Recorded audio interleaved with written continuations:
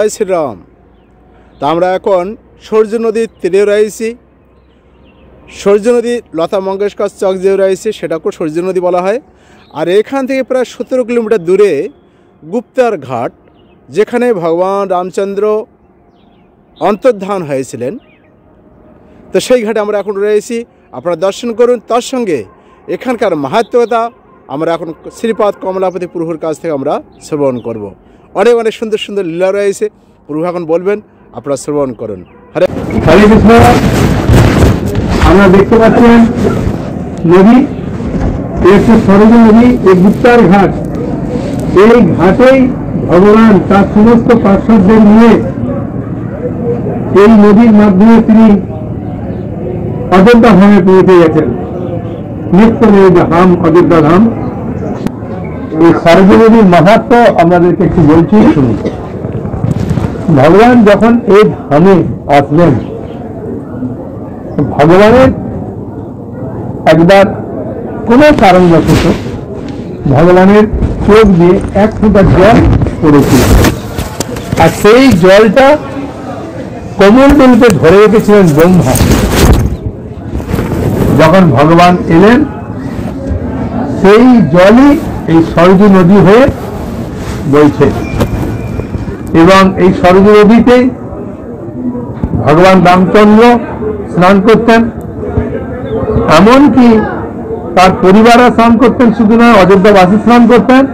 এবং এই সরজু নদীর তীরে রাম, ভরত, লক্ষ্মণ, শত্রুঘ্ন সবসময় খেলাধুলা করতেন। হ্যাঁ, খুব আনন্দের খেলাধুলা। একটা ছোট্ট কাহিনী না বললে আনন্দ পাবেন না, বলে দিই। একবার ভগবান রামচন্দ্র মা কৌশল্যা, কৈকেয়ী, সুমিত্রাকে বলছেন, মা মা আজকে আমরা ভাইদের নিয়ে কবাডি খেলতে যাবো সরজু নদীর তীরে। তা কবাডি খেলতে গেছেন, কিন্তু রামচন্দ্রের বিপক্ষে কেউ আর দাঁড়াচ্ছে না। এখন কবাডি খেলাতে দুটো দল হতেই হবে, এক দলে কবাডি খেলা হয় না। কিন্তু লক্ষ্মণকে বললো, লক্ষ্মণ বললেন, আমি জীবন শেষ হয়ে গেল, দাদার বিপক্ষে আমি দাঁড়াবো। তখন রামচন্দ্র ভগবান চিন্তা করলেন, আমি এলাম মায়েদের বলে কবাডি খেলতে যাবো, কিন্তু কি হলো, কোনো আমার বিপক্ষে কেউ যাচ্ছে না, তাহলে আর কি করে কবাডি খেলাবে, চলো। তো ভগবান রামচন্দ্রের এই যাওয়াতে দুঃখ দেখে ভরত সঙ্গে সঙ্গে বলেন, দাদা আমি তোমার বিপরীত দলে দাঁড়াবো। শত্রুঘ্ন বললেন, দাদা আমি তো সবসময় ভরতের দিকে থাকতে ভালোবাসি, তাহলে ভরতের দিকে থাকবো। লক্ষ্মণ বলে, দাদা আমি তোমার দিকে থাকতে ভালোবাসি, তাহলে তোমার দিকে থাকবো। তাই দুজন দল হয়ে গেল কবাডি খেলতে। একদম দাগ কেটেছে, কবাডি আরম্ভ করবেন। ভগবান রামচন্দ্র দেখলেন ভরত আমার বিপক্ষে দাঁড়িয়ে গেল। ওই সময় তিনি একটু জাস্ট ক্ষণিকের জন্য একটু অন্যমনস্ক হয়ে গেছেন, আর ভরতের দল এসে কবাডি কবাডি বলে ছুঁয়ে চলে যাবে। আর রামচন্দ্র ভগবান চিন্তা করলেন, আরে আমি হেরে গেলাম, ঘর জিতে গেল। সবাই আনন্দ বলছে, ঢাক ঢোল বাজাও, আনন্দে যাচ্ছে।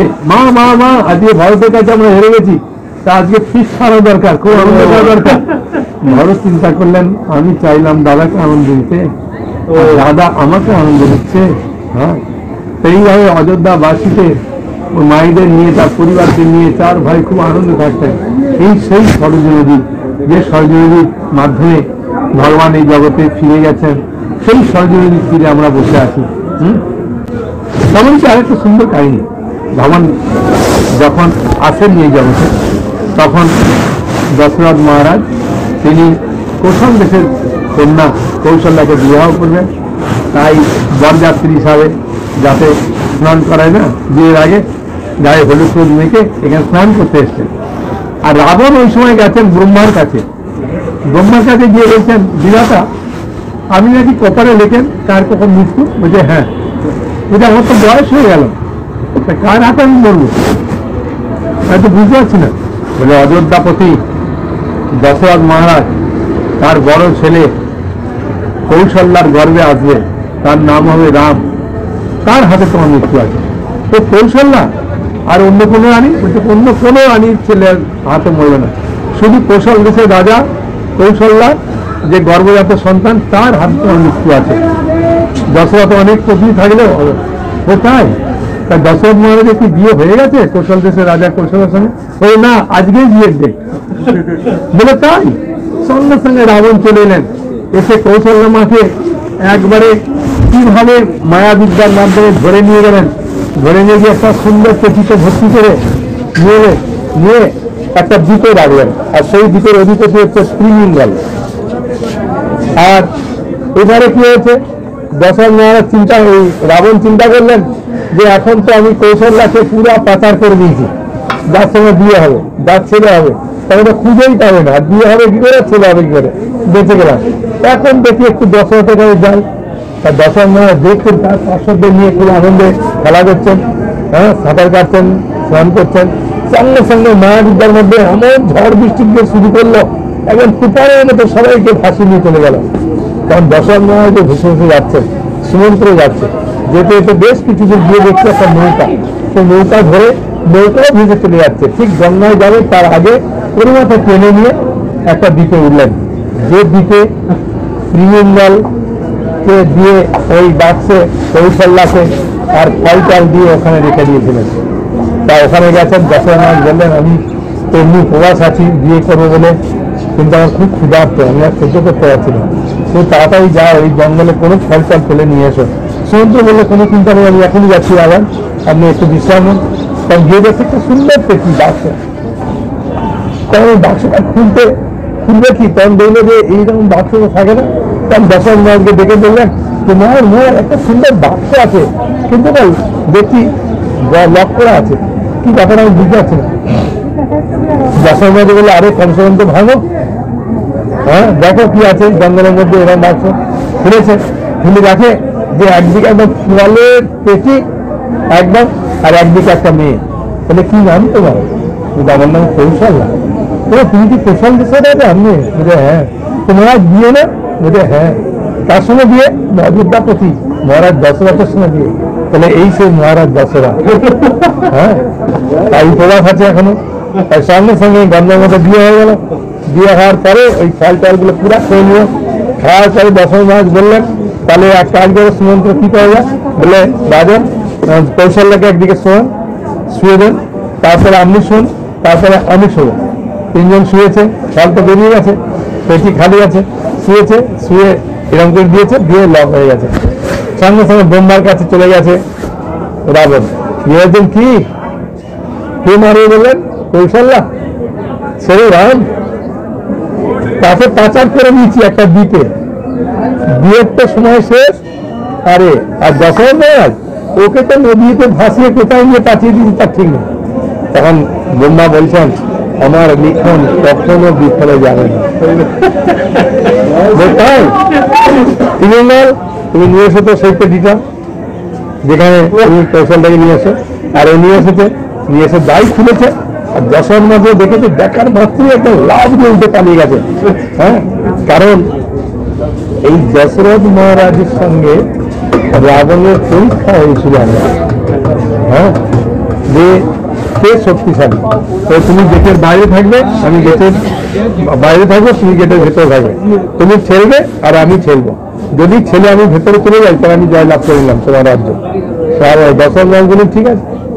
দশরথ মহারাজ এক হাতে বাঁ হাতে ঠেলে রেখেছে, আর রাবণ দু হাত দিয়ে ঠেলছে।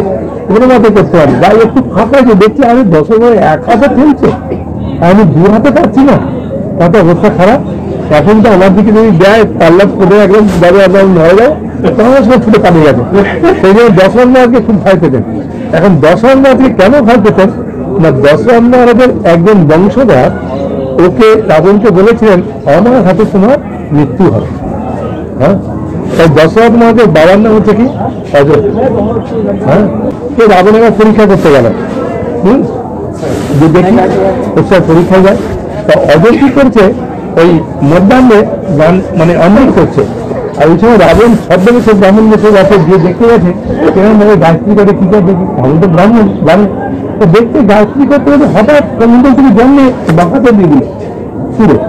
ঠিক আছে, কারণ ব্রাহ্মণ দেশে আছে বলে আপনি গায়ত্রী করাচ্ছে, এরকম নিয়ম নেই জগতে। বলে আরে বলুন না, এই 5 কিলোমিটার দূরে কয়েকটা বাঘ মিলে একটা গাইকে ধরেছে, তাই এখান থেকে জল ছুঁড়ে দিলাম, ওই বাঘগুলো সব মারা গেছে, গালটা পালিয়ে গেছে। সঙ্গে সঙ্গে রাবণ চমকে গেছে, তোমকে গিয়ে দেখে গেছি, গিয়ে দেখছে ভাই বাঘের গায়ে যে কত তীর বেঁধে আছে, সবগুলো পড়ে চিৎকার পড়ে আছে, আর গাড়িটা চলে গেছে। তখন দেখলো এই বাঁ হাতে জল ছোঁয়াতে যদি তীরের দেওয়া অন্য হয়ে যায় তাহলে এর না আছে ভাই, পারবো না বলে ওর এসে চলে গেছে। হ্যাঁ, মানে দশরথের বাবা, দশরথের বাবার পরে আছে গেছে। হ্যাঁ, মানে রোগ হবে। সে মহারাজকে পরীক্ষা করতে গিয়েছিল, ঠিক আছে? তখন পরীক্ষা করতে গেছে, তখন রাবণ গিয়ে, উনি অন্য জায়গায় গিয়েছিলেন, রাবণকে বলছেন এই চক্রবর্তী সম্রাট একমাত্র জগতে আছে রাবণ, তোমার রাজাকে বলে দেবে, ঠিক আছে? চক্রবর্তী সম্রাট বলে ঘোষণা করবে রাবণকে বলে, আর অন্য কারো যেন নাম না হয়। রবি যখন চলে এসছে বলছে মন্ত্রী এই রাবণ এলো, বলছে চক্রবর্তী সম্রাট, ওকে বলে স্বীকার করতে হবে। ওইটাই নেই বলে এমন নারায়ণী অস্ত্র ছেড়েছে পুরা 1/4 হ্যাঁ সৈন্য এরিয়া সব ঘিরে নিয়েছে, মারা গেছে।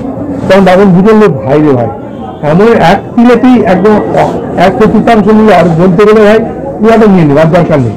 কারণ ও দেখছে যে ওর রাজার সঙ্গে পারবে না। তারপরে রাজা ছিল ওই অজয়, ও এরকম জল ছিটে দিল, ওর কাছে রইলো, ওটাকে পারবে না। তারপর দশরথ মহারাজ রইলো, জগৎ দিলো এক হাতে, আমি পারলাম না। তখন বললো ভাই বংশের যেগুলো আসছে সব একদম বিরাট কিছু পারবো না। হ্যাঁ, সেই জন্য দশরথ মহারাজ যাই এ থেকে বেরিয়েছে, রাবণ একদম লাভ দিয়ে পালিয়ে গেছে। সেই দশরা এখনই মারলে আমাকে 7 ভরি জল খাবে। হ্যাঁ, পালিয়ে গেছে। ওই ইয়ে এই ঘাটে ভগবান রাম যখন অক্ষর লীলা করেন তখন তার সমস্ত পার্শ্বদের নিয়ে ওই ঘাটের মাধ্যমে নেবে, সমস্ত নদীর মাধ্যমে তার ধাম, অযোধ্যা ধাম, চিন্ময় ধাম, সেই ধামে নিয়ে গেছে।